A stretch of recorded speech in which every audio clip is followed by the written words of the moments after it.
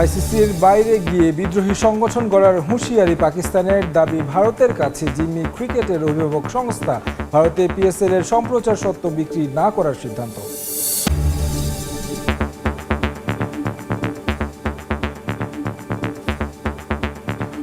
অস্থিরতা ভর করেছে বাংলাদেশের ক্রিকেট বোর্ডে।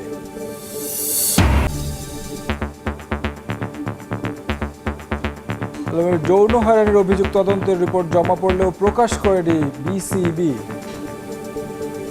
ক্রিকেট বোর্ড বায়াসড হয়ে এই কাজটা করেছে, কেউ দায়ী কিংবা দায়ী না আমরা এটাও কিন্তু জানি না। আইসিসির বাইরে গিয়ে বিদ্রোহী সংগঠন গড়ার হুঁশিয়ারি পাকিস্তানের পররাষ্ট্রমন্ত্রী খাজা আসিফের। বললেন, ভারতের কাছে জিম্মি হয়ে আছে ক্রিকেটের অভিভাবক সংস্থা। বিসিসিআইয়ের মন রাখতে ব্যস্ত থাকে আইসিসি। টুইট বার্তায় ক্রিকেটীয় স্পিরিট রক্ষার আলাদা সংগঠন প্রয়োজন বলে জানান তিনি। এদিকে পাকিস্তান সুপার লিগের আগামী আসরের সম্প্রচার সত্ত্ব ভারতে বিক্রি না করার সিদ্ধান্ত নিয়েছে পাকিস্তান ক্রিকেট বোর্ড। টি-20 বিশ্বকাপ খেলতে শ্রীলঙ্কায় পাকিস্তান দল। সংক্ষিপ্ত সংস্করণের বিশ্বকাপের আগে লাহোরে 3 ম্যাচের টি-20 সিরিজে অস্ট্রেলিয়াকে হোয়াইট ওয়াশ করেছে মেন ইন গ্রিন। তবে সিরিজ জয়েও স্বস্তিতে নেই দেশটির ক্রিকেটাররা। বাংলাদেশকে সমর্থন দিয়ে আগামী 15ই ফেব্রুয়ারি চিরপ্রতিদ্বন্দ্বী ভারতের বিপক্ষে টি-20 বিশ্বকাপে ম্যাচ বয়কট করেছে পিসিবি। এ ঘটনার পর থেকে আগ্নেয়গিরির অগ্ন্যুৎপাতের মতো লাভা উদ্গীরণ হচ্ছে দুদেশের সম্পর্কে। গত 3 জানুয়ারি মুস্তাফিজকে বাদ দেয় কলকাতা নাইট রাইডার্স। এর পরদিনই ভারতে বিশ্বকাপ খেলতে অস্বীকৃতি জানায় বাংলাদেশ। নিরাপত্তা শঙ্কায় ভারতের পরিবর্তে শ্রীলঙ্কায় ম্যাচ আয়োজনের অনুরোধ করেছিল বিসিবি। তবে ভারতে নিরাপত্তার কোনো ঝুঁকি আছে এমন কোনো বিষয় খুঁজে না পাওয়ায় বাংলাদেশের দাবি নাকচ করে দেয় আইসিসি। বিসিবিকে সমর্থন দিয়ে বিশ্বকাপ বয়কটের হুমকি দিলেও শেষ পর্যন্ত শুধু ভারতের বিপক্ষে ম্যাচ বয়কট করেছে পিসিবি। বিশ্বকাপে ভারত পাকিস্তান ম্যাচ না হলে প্রায় 6,000 কোটি টাকা ক্ষতি হবে আইসিসির। তাই পিসিবিকে আইসিসি নমনীয় করতে নানাভাবে চেষ্টা চালাচ্ছে বলেও খবর প্রকাশ করেছে বেশ কিছু গণমাধ্যম। তবে নমনীয় হওয়া তো দূরে থাক, উল্টো নতুন সুর পাকিস্তানের। ভারতের স্বার্থ সবসময় বড় করে দেখে আইসিসি। বিসিসিআই এর স্বার্থের জন্য সবকিছু মেনে নিতে প্রস্তুত থাকে বিশ্ব ক্রিকেটের নিয়ন্ত্রক সংস্থা। তাই এবার আইসিসিকে কড়া হুঁশিয়ারি দিয়েছেন পাকিস্তানের পররাষ্ট্রমন্ত্রী খাজা আসিফ। তার দাবি, ভারতের কাছে জিম্মি আইসিসি। এক টুইট বার্তায় তিনি জানান, ক্রিকেটীয় স্পিরিট রক্ষায় বিদ্রোহী সংগঠন প্রয়োজন।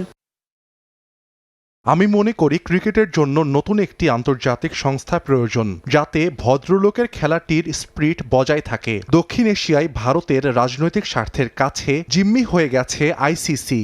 এদিকে দুদেশের বৈরী সম্পর্কের কারণে ভারতে পাকিস্তান সুপার লিগের আগামী আসরের সম্প্রচার সত্ত্ব বিক্রি না করার সিদ্ধান্ত নিয়েছে পাকিস্তান ক্রিকেট বোর্ড। পিএসএল এর সবশেষ আসরের ম্যাচগুলো ভারতে সম্প্রচার করেছিল সনি স্পোর্টস ও স্ট্রিমিং প্ল্যাটফর্ম ফ্যানকোড। আগামী আসর থেকে ভারতের এই প্রতিষ্ঠানগুলোর সঙ্গে চুক্তি রাখবে না বলে জানিয়েছে পিসিবি।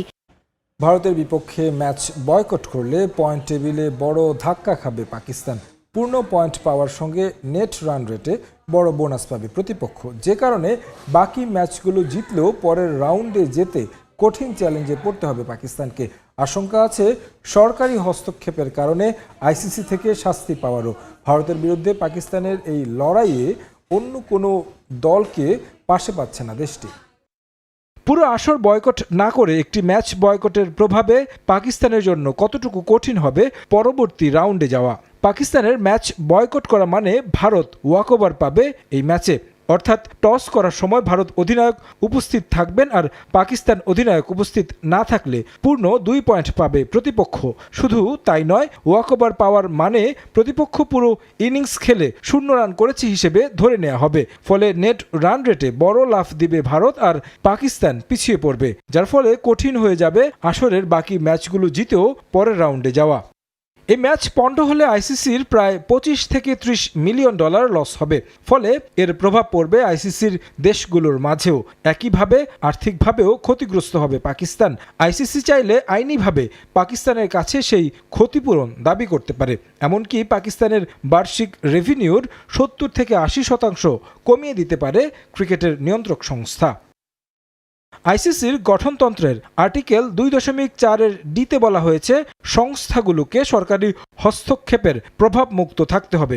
এখানে সরকারের হস্তক্ষেপের কারণে শাস্তি আসবে কিনা পাকিস্তানের উপর। সাবেক পিসিবি চেয়ারম্যান এহসান মানির মতে সরকারের সিদ্ধান্ত পিসিবির উচিত হবে মেনে চলা, যদিও সিলেক্টিভ পার্টিসিপেশন আইসিসির আইন লঙ্ঘন হিসেবেই ধরা হবে। 1996 ও 2003 সালে অস্ট্রেলিয়া নিরাপত্তাজনিত কারণে শ্রীলঙ্কায় ভ্রমণ করেনি, কিন্তু শ্রীলঙ্কায় নিরপেক্ষ ভেন্যু হওয়ার পরও এবার পাকিস্তান ম্যাচ বয়কট করা সম্পূর্ণ আইসিসির নিয়ম ভঙ্গ হিসেবে ধরা হবে। এদিকে ভারতের বিপক্ষে পাকিস্তানের এই লড়াইটা একেবারে নিঃসঙ্গ, কারণ কোনো বোর্ডকেই পাশে পাচ্ছে না পিসিবি। অস্থিরতা ভর করেছে বাংলাদেশের ক্রিকেট বোর্ডে। একের পর এক নেতিবাচক খবরে টালমাটাল বিসিবি। ক্রিকেটারদের সঙ্গে নানা ইস্যুতে পরিচালকদের দূরত্বে পর এবার ক্রীড়া সাংবাদিকদের সঙ্গে তর্কে জড়ালেন পরিচালক এবং সাবেক ক্রিকেটার খালেদ মাসুদ পাইলট। সংবাদ সম্মেলনে কোনো প্রশ্নেরই সদুত্তর দিতে না পেরে চলে যান তিনি।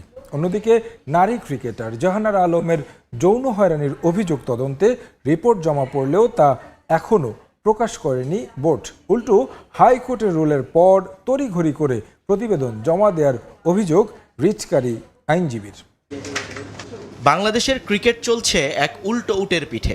নির্বাচন থেকে শুরু করে বোর্ড পরিচালনা সব জায়গাতেই একের পর এক তালগোল পাকিয়ে ফেলছেন আমিনুল ইসলাম বুলবুল। কোনো কিছুই যেন ঠিক নেই ক্রিকেট বোর্ডের। মাটি চুরি হয়ে যাচ্ছে মাঠ থেকে, ওয়াকিটকি নেই হয়ে যাচ্ছে স্টোর থেকে। ক্রিকেটারদের সঙ্গে কথার দ্বন্দ্বে জড়াচ্ছেন পরিচালকরা, যেন একজন আরেকজনের চিরশত্রু। কোনো কিছুই যখন ঠিক করতে পারছেন না নিজেরা, তখন সব রাগ উগরে দিচ্ছেন সাংবাদিকদের উপর, যেন যত দোষ নন্দ ঘোষ।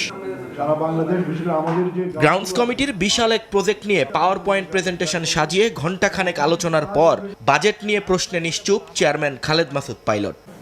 কে কোথায় যাবে আসবে, এটা কি আমার দায়িত্বের মধ্যে পড়বে?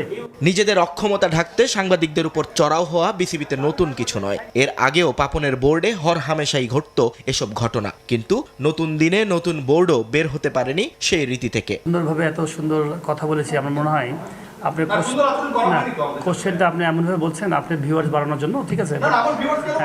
তাই তো প্রশ্ন পছন্দ না হওয়ায় সংবাদ সম্মেলন থেকে এক প্রকার পালিয়ে গেলেন আব্দুর রাজ্জাক এবং পাইলট। আপনার কোশ্চেন করাটা আমার পছন্দ হয় না বলে আমি চলে যাচ্ছি। আমি পরিচালক হিসেবে বলছি না, আমি অ্যাজ এ প্লেয়ার হিসেবে বলছি। ঝামেলা যে এক জায়গায় তা কিন্তু নয়। নারী ক্রিকেটার জাহানারা আলমের যৌন হয়রানির অভিযোগ নিয়েও টালবাহানা চলছে ক্রিকেট বোর্ডে। 2 দফা সময় বাড়িয়ে 31 জানুয়ারি প্রতিবেদন জমা দেওয়ার কথা থাকলেও কথা মতো হয়নি কাজ। শেষে হাইকোর্টের রিট হলে তড়িঘড়ি করে সোমবার প্রতিবেদন জমা পড়ে বিসিবিতে। তবে তা প্রকাশ করার কোনো লক্ষণ নেই বিসিবির, যদিও তাদের গঠিত তদন্ত কমিটি নিয়েই প্রশ্ন তুলেছেন খোদ উচ্চ আদালত।